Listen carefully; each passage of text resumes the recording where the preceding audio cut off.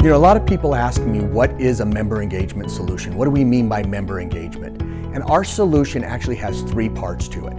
It's a data platform, it's a messaging platform, and it's a discipleship methodology. And it actually takes the union of all three of these components for a church to really effectively engage their members. But before I dive right into the solution, I want to spend a little bit of time on the methodology. Why did we build this solution? What are we trying to accomplish? You know, when I first joined the church, one of the first questions I asked is, what's our job? Right? And I tried to simplify the articulation of that job on a single piece of paper. And what I learned by talking to a number of people is that our job is to take somebody, I just like to call them a not yet Christian, through some sort of a journey or a life cycle or a member life cycle till they spit out the bottom a fully committed follower of Christ or disciple. And we do that because we believe if we're effective at building disciples, they're going to go out to their area of influence, their schools or their workplaces or their jobs, and they're going to bring more people into the church, and we're going to grow the church and the kingdom as a result. It's a great commission on a PowerPoint slide. But then I took that and I just divided it into pieces to answer the second question, are we any good at it? So I'm going to walk you through that life cycle just really quickly. It's roughly divided into two sections. This upper piece is commonly known as the marketing funnel or the sales funnel. The bottom half is often known as an engagement wheel. In the top piece, the very first layer is awareness. And all the church is trying to do at this stage of the game is make people aware that they exist. This is your Google display ads, your search, your billboards, or your bumper stickers. All you're trying to do is get people to move from knowing you exist to consider attending your church. Right? So that moves us to the next layer of consideration. Now, we did a little study and we found that most people will go to your website when considering a church. In fact, what we learned is they'll go to somewhere between 12 and 15 different websites before they'll ever attend a church. My encouragement is that churches then look at their website through the lens of this prospect, this seeker, where most websites are built for members. We really encourage you to think about it through the seeker lens. From there, we're trying to get that website to get them to evaluate your church. The number one place for evaluation is a first-time visit. After that first-time visit, ultimately what we're hoping they're going to do is raise their hand and say, I'm known, here I am, I'm in. From there, they move into the engagement wheel. Now think about the things you do to engage your members. What are the activities that if you had a magic wand you would wave to get your people to do? Primarily because we've learned that when they do these activities, the probability of their heart changing for the Lord goes way up. Right now, it's unique for your church, and this can be as many steps as you have or as few as you have, but we're all doing some very similar things. We want our members to commit their life to Christ, typically through baptism. We'd like them to worship God on a regular basis. That often takes the form of attendance or getting into the Word. We want them to connect with like-minded believers. That's often our small group ministry, or the reason we do a lot of events on our campuses that bring people in. It's also we want people to serve. We want them to serve other people on our campuses, in our community, go on mission trips, you name it.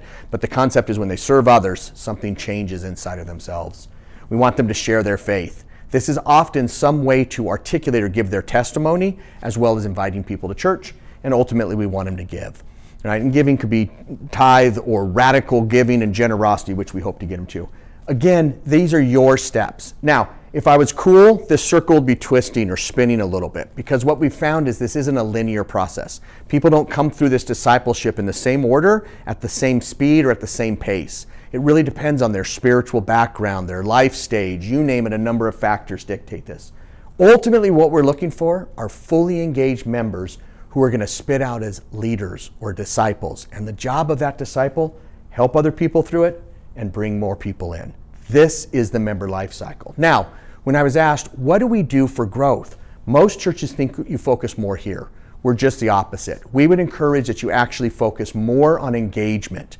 We've found that when you engage people, you actually get a 4x return on growth than when you focus on just marketing. So the two things that we really encourage you to do is focus on engagement more than you do on prospecting, and then to do that engagement in the most personalized, relevant way you possibly can. You see, we actually want to know where Jill is in that life cycle and where David is in that life cycle. We want to know it uniquely from everybody else. This way we can communicate with them in a one-on-one, personalized, relevant way as we possibly can.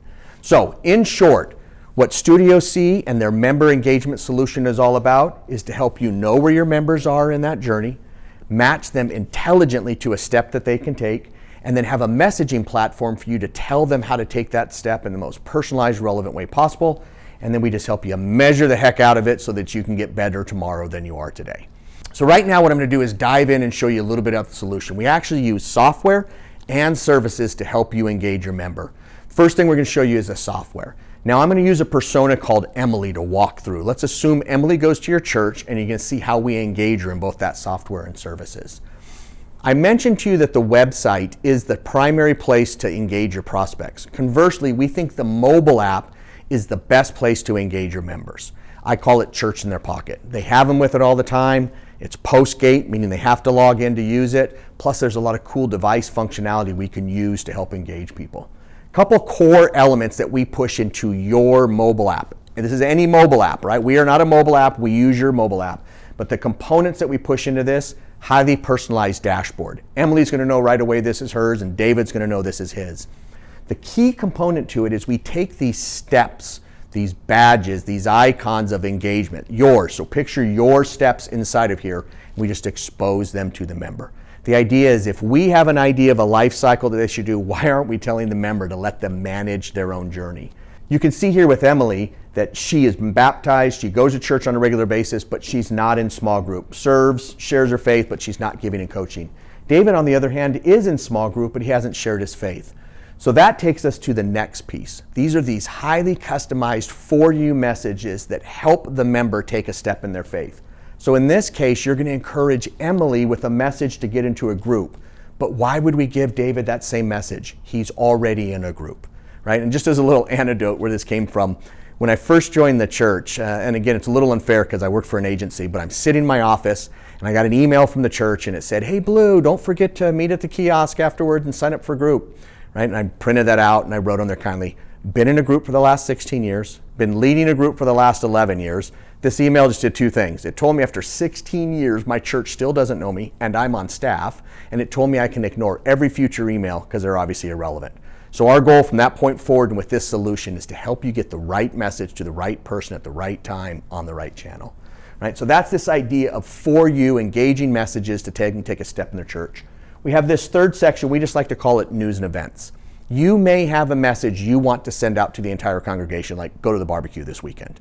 But you're going to want to create that in a way that it converts at the highest level. So Emily's going to get imagery and copy that's unique to her. It may be family and friendly and fun. And David's going to get imagery around meats or sports or whatever it is that we think is going to help get him to go to the barbecue. Highly personalized, highly targeted messaging. Now, we support the mobile app as your predominant or your primary form of messaging to your members, but not the only one. We're still fans of email and SMS. We just want them to work together. There's a lot of churches that have what's called a multi-channel strategy, meaning I can talk to my members on multiple channels, and in fact, they usually do that. The problem is they usually blast the same message on every channel and just hope it hits. What we want is for these to build off of each other. So as an example, we may encourage Emily to join small group through the mobile app. If she actually clicks this button and joins a group, then we can send her an email that gives her logistics or information about group. And then we can wait until the night of and send her a text message that actually encourages her to show up. The idea is that they work together. The beauty here too is no more uploading lists. You can use the same segmented audience, the same target segment, and they're going to work really, really well together. So I mentioned to you also the website, that we feel like the website is predominantly for your prospects. But what we do for your members is we give you a member login on your website. They'll have a little link on there that says My Dashboard they can click on. They do that one time, and after that, then what they see is their personalized dashboard even on the website. So once they log in, they're going to see their steps. It's a really good example of what it looks like to click on one. You can see all of your For You messages. You can get all of your news and events, very similar to what's shown on the mobile app. It's the same dashboard actually. A component in this view that I like to show you is this idea of edit profile. We're huge fans of exposing the member profile information to them. Let them clean their own data. I don't know about you guys, but we were constantly at our church chasing clean data, updated email addresses, change of address. The people that are best served and equipped to do that, the people themselves, edit their own information. Okay, so in addition to this, what you're getting a feel from is we're arming the members to manage their discipleship journey. Well, the next segment that we're trying to arm is your staff. So literally inside of your mobile app, your staff is going to be able to look up member information. Let's assume Tara is a staff member. This is her badges, this is her dashboard, these are her personalized messages, but she gets this search bar right up top here. In that search bar, if she's going to go meet with Emily, she just types in Emily's name, And this is the view she gets of Emily. So she can see where Emily is in her walk. She can see exactly what she is and isn't doing. She can get some demographic information about Emily and her family. But what's really cool, she can actually see the messages that the church has been sending to Emily so that when she meets with her, she can reinforce it.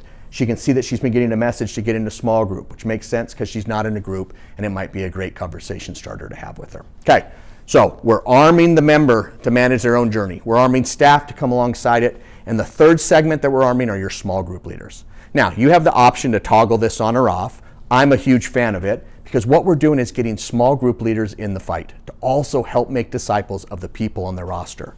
So what they can do is a small group leader, they can log in, they're going to see the people on the roster, they can email them or call them through the tool itself right there. But what's also neat is they get to see exactly where the small group members are in their journey.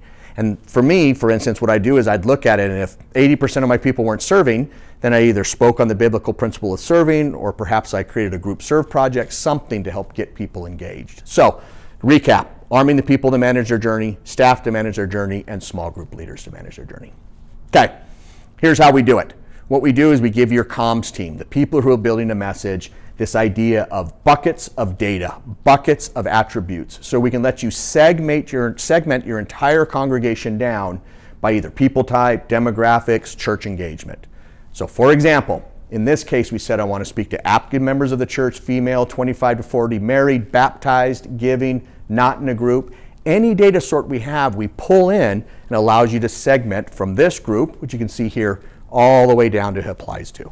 Now, once we've segmented the audience and we know who we want to talk to, what do we want to say to them? So in this case, this is the editor to build a message that pushes to the dashboard. You can see you simply type in the header, the copy, you upload the image or the video or the GIF, you can set the schedule and the priority. This is the page we used to build this message right here for Emily.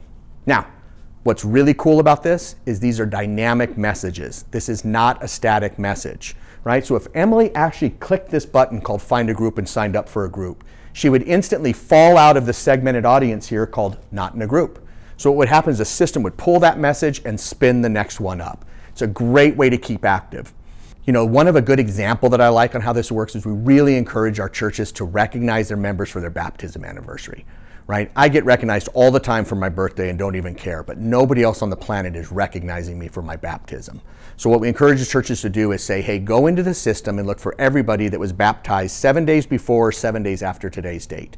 We call your data, and anybody that fits that 14-day window will see a message around, hey, congratulations on the best decision. The thing is, that'll just run for the year. People will come in and out of it, and as soon as they fall out of that 14-day window, we pull the message and we spin the next one up. The team has to build it once and just let it run. It's a great automation tool. All right, so in addition to having an editor to build messages for your dashboard, this is the editor to build an email. If you've been using any sort of an enterprise level email solution, this will look very familiar. It's drag and drop imagery, very easy to use. Here's the editor that we have for text messaging. Again, it's two-way texting, so they can text, you can text them back. You get unlimited keywords. Again, very similar if you've used any enterprise level SMS tool. The key is not the tool there. It's that all of these integrate together. You're using the same audience, you're using the same segmentation, you're just selecting the channel that's integrated with it. One of my favorite components is our message gallery. This is a huge time saver for your comms team. What we've done is our team populates this on a regular basis with new messages.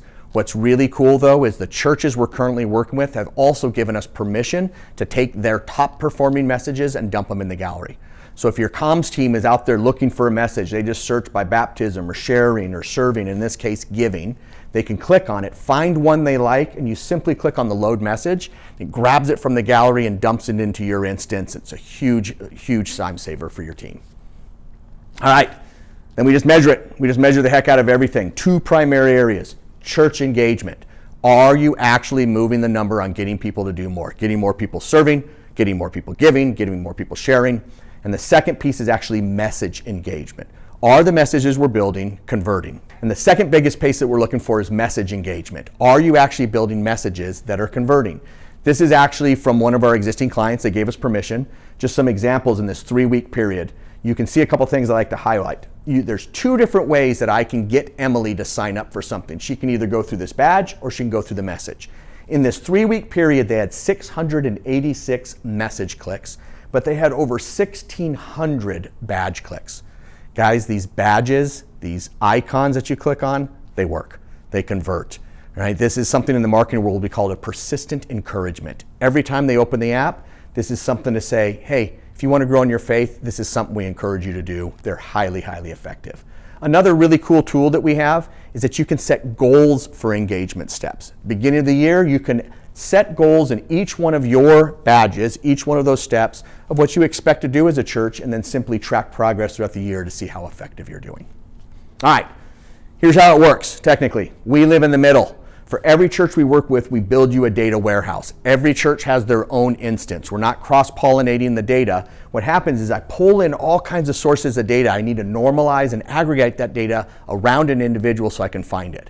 Now, the number one source of your data is your church management system. We take that data every 4 hours, we call the system, we pull that data in the data warehouse. Then the messaging platform, which I just showed you, calls the data warehouse. So every time I want to say, give me everybody who's and everybody's not, it's pulling it from here. Then you go and build a message, and we push it out to your existing tech stack. So we can work with your existing mobile app, website.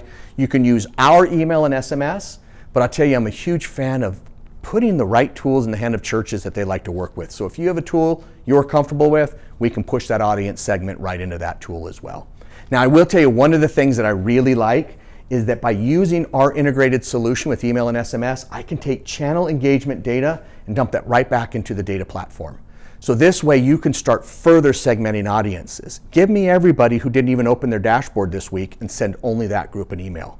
Give me everybody who opened up the email but didn't click on the call to action. I'll send only that group an SMS. So that's the primary reason why we love the bundled offering of the multi-channel and omni-channel solution that we have for you guys. Okay, on average, this takes us about 2 months to implement for you. Takes us the first 30 days to build that warehouse we're talking about, map over all of that data and build all that logic for you. And then we say, give us another 30 days to help you with training and roll out and get it out into your congregation. So even though the tool will only take us about 2 months, it's kind of represented here, I really want to encourage you guys to think of the program rollout as more of a 12 to 18 months, right? What you're really doing is you're really rolling out a methodology to your church that says, hey, we're going to focus on church engagement for the sake of growing our church and for the sake of growing the kingdom. To focus on the methodology may take a little bit longer than just the tool. It usually falls in generally to these 4 buckets. You need to define, what is our journey? What are we looking at? Then you're looking at integration and alignment. How do I get all of my staff on the same page? How do I get all of our small group leaders? How do I get the entire congregation? Then I'd say give yourself 6 months for rollout and adoption. You may roll this out on a weekend, but that's not going to be the only time. You're going to have to constantly talk about and get people to adopt this philosophy of growing in their faith. And then over time, you're just going to get better at this and continue to optimize. Truth is, optimization will probably never end. It's just something you keep focusing on. Now, I mentioned to you we have software and we have services, right? You do not have to use the services, but we have a service team to come alongside those churches who want a little bit extra support. They fall into these 4 primary categories. Strategy. This would be marketing strategy and communication strategy. We can help you define your steps, help you define the logic that triggers the steps. We can help you look at what's the best org structure to support centralized messaging and communications. Then I have a tech team. And the tech team really focuses primarily on 2 areas. One, website redesigns. If you've got a church and you're looking through it and it's highly member-centric, we can help you redesign that to be more prospect-centric. The second would be mobile app refreshes. A lot of churches will come to us and say, hey, will you take the rest of my mobile app and kind of refresh it to make sure it looks and in line a little bit more with the dashboard. Then we have a data team. Our data team helps in 3 primary areas. The first is just data hygiene. How can you help us just enrich and clean up our data? We'll actually use the tool to help do that. The second part of data is really this idea of data visualization.